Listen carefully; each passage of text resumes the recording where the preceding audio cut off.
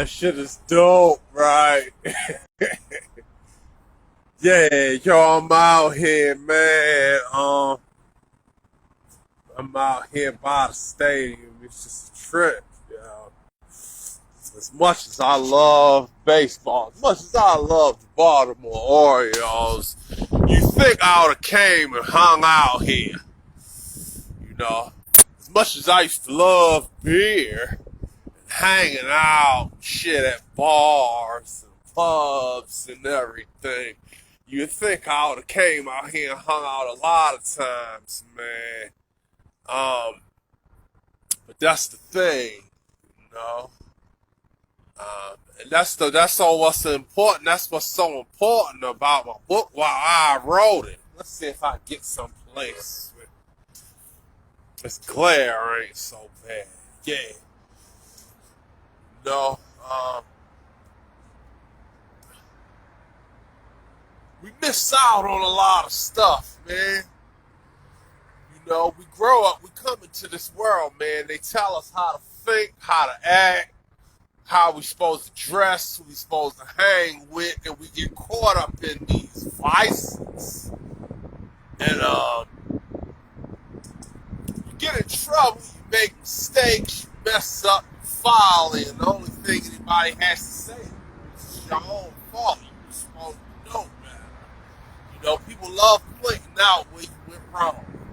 They love to tell you how bad you messed up, right? And the thing about it, though, is the corrections.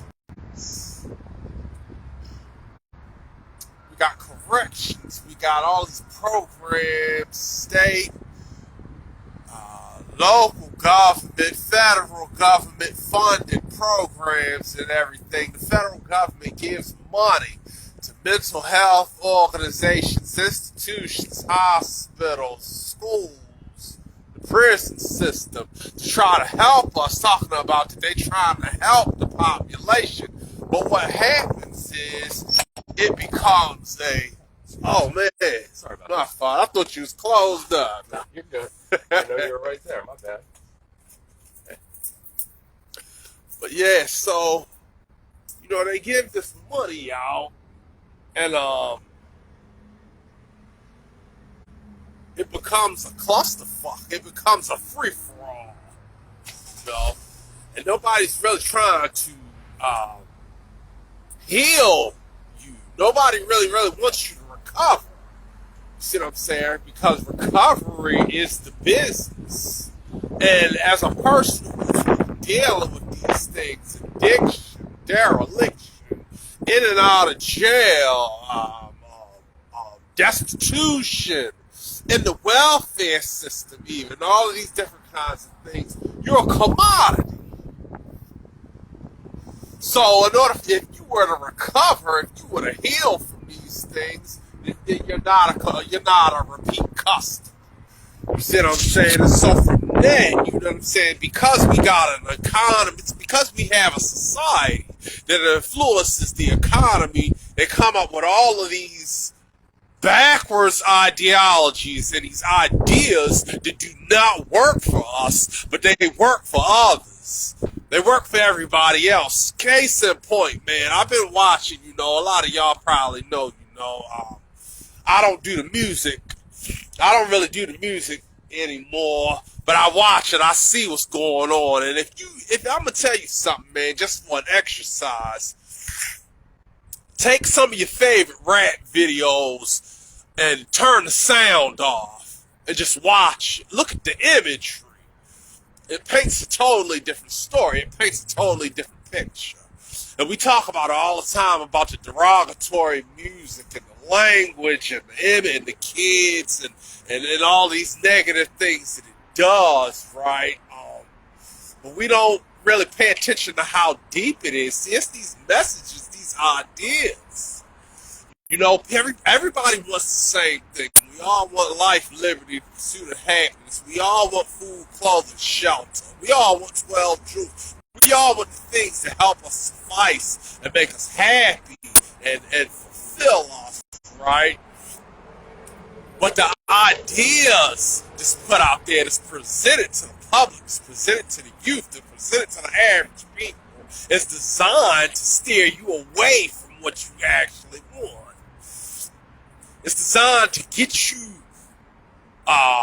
mesmerized by the beat of the drum, caught up in the fantasy, spin, splurge, you know what I'm saying? This idea, the way they promote these ideas of murder, sex, violence, and all of these things are contributing to poor mental health.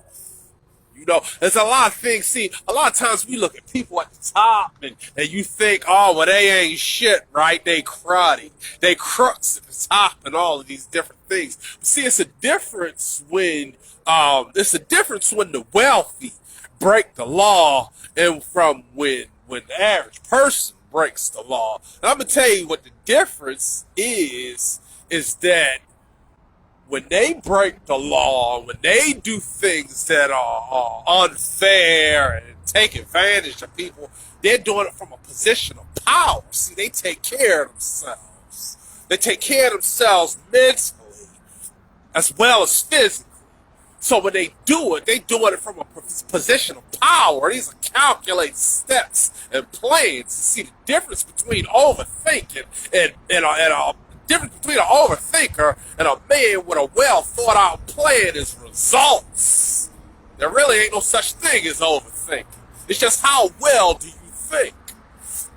So see, they got these things going on where, our system of government, our system of government has every unscrupulous practice legalized. They can go and kidnap you and imprison you. That's called the legal system. They can rob you. It's called taxes. They can kill you. It's called capital punishment. You see what I'm saying? See, all these things are well thought out, well designed. Well, the difference is that when you break the law, you're breaking the law out of desperation. You're breaking the law because you're fed up. You're breaking the law because you hurt, you feel pain, and you're stressed out. And that stress is causing you to act on fight or flight thinking. So ain't no telling how it's going to end up. And we get this idea from this music that that's the way to do things. Started from the bottom, now we here. I got it out the mud. You know what I'm saying?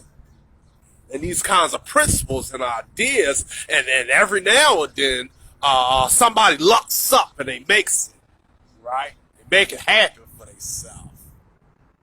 But most of the time, what happens to most of us? Jails, institutions, death. We end up in one of these perilous situations. So that's what the 10 points of recovery is all about, man. 10 points of recovery is all about recognizing the ideas that do not work for us. It's not a program designed to change your morality or change your political affiliation or try to get you to be on some goody two-shoes shit. This is not a faith-based program. But I'm not speaking against nobody's faith either. I mean, that's something else. It's aside from it. This program is about deciding what you really, really want and taking the necessary steps that's going to get you closer to what you want instead of messed up and falling prey. You see what I'm saying? To this civilization, man. It just got me thinking, man. Like, look at this, man. Like, I'm in love with this, right? Well, I ain't never came out here. I mean, I grew up about 5 blocks from the old stadium, right? I grew up about 5 blocks from the old stadium. I used to see the people that come to Baltimore park all in our neighborhood and stuff. Going to the games. And I've always loved baseball. I always love my man, Eddie Murray, right here. Let's see. There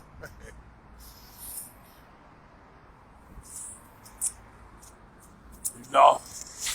But I was so caught up in that life, that lifestyle.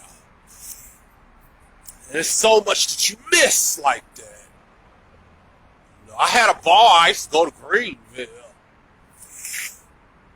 hang out in Greenville, and stuff like that. I think I did. I used to hang out at this bar on Charles Street when I used to come to town. Um, but you just miss out on so much, man. Miss out on so much. Because you can't see the forest for the trees. You can't see beyond the bad ideas.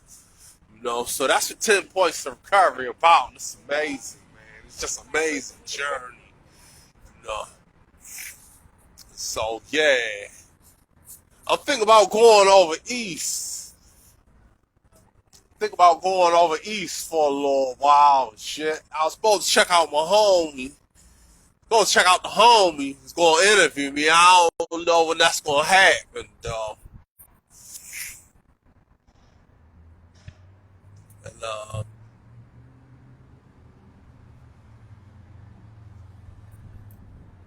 yeah, though. 10 Points of Recovery, man. This shit is just beautiful, man. It's about enjoying life. It's about living life, learning how to really, really appreciate what's going on around you and taking advantage of your opportunities. You know, instead of just letting life play and thinking you got something when you really ain't got nothing.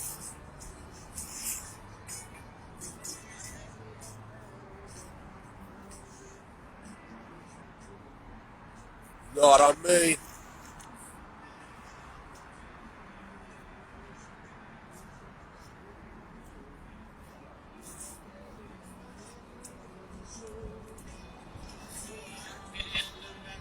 Check out this statue.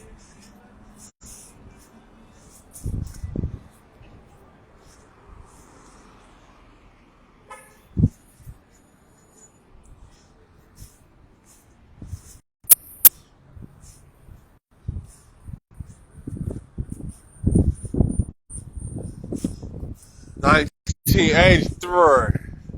Baseball Hall of Fame. I remember that World Series. Me and my mother rode down 33rd past the stadium. People was acting crazy as shit. My mother let me lean out the window and scream. Shit. I said, can I act stupid too? She said, sure thing, son.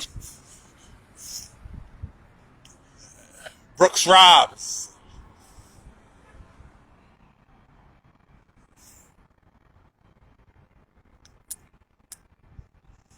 Man, I grew up here. I ain't never did this. Hey, that's some shit. All I know about was behind the shopping center.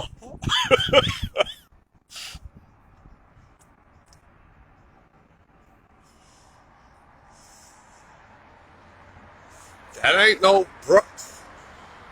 That ain't Brooks Robinson. Look at that. That is not Brooks Robinson.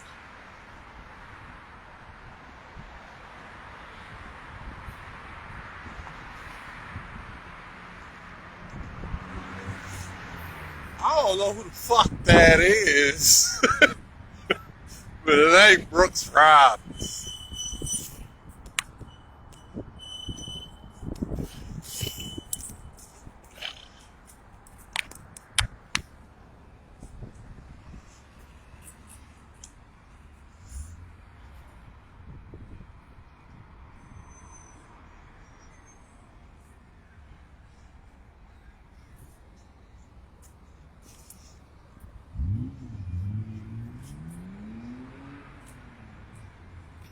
I don't know, man.